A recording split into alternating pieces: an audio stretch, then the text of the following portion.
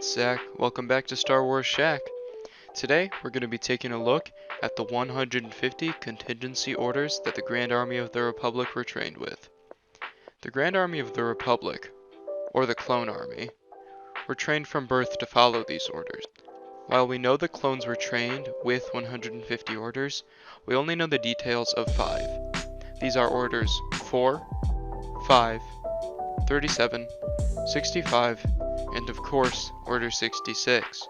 We're going to be taking a look at each of these orders. Order 4 states that if the Supreme Chancellor was somehow incapacitated, or in other words, killed, the command of the Grand Army of the Republic would temporarily fall to the Vice Chair of the Senate until a replacement for the Chancellor was elected. The position of Vice Chair, as we mostly see it, is held by one Mas Amedda, who you can see here wielding the Speaker's staff, which symbolized that he had power over the senatorial debates and could command respect from the rest of the senators.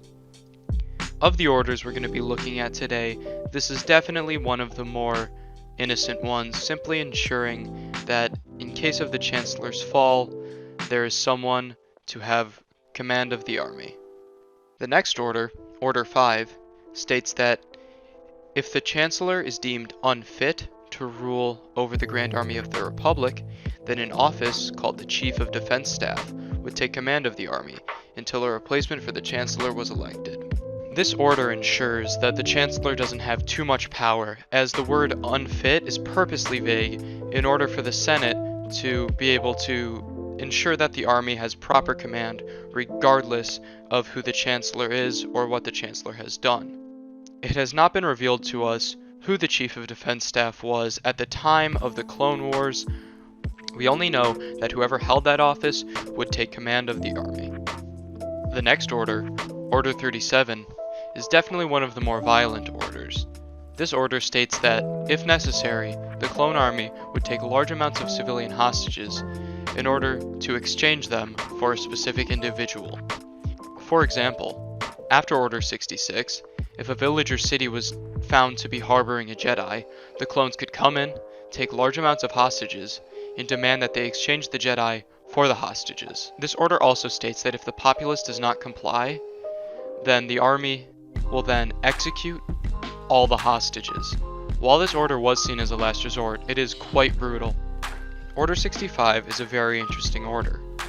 It states that if the Senate finds the Chancellor to be unfit to rule, and the Chancellor for some reason does not comply with giving up the position of Chancellor, the Senate could also vote to have this order enacted, which would allow the Grand Army of the Republic to arrest and, if needed, execute the Chancellor. This order was put in place to ensure that power could transfer within the Republic, regardless of who the Chancellor was or how tyrannical they might be.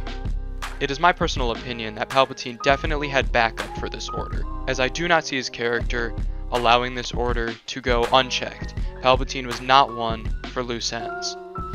Order 66, the final order that we know of, is one I'm sure we're all pretty familiar with by now, so I'll keep it brief. The order stated that, if executed, all members of the Grand Army of the Republic would immediately and without question execute all members of the Jedi Order. This order was put in place just in case the Jedi did betray the Republic. They wanted to have a backup plan. The Jedi never really did betray the Republic, and it was really Chancellor Palpatine that allowed this order to be executed at all. In order to ensure that the clones carried out this order, as it was part of Palpatine's large plan, there was inhibitor chips installed in the clones, as Palpatine had correctly predicted that the clones would grow close to their Jedi companions. He ensured that they would execute this order by installing these inhibitor chips, and if left inside the clones, it was almost impossible for them to disobey this order. Alright everyone, thanks for watching. I hope you enjoyed today's video.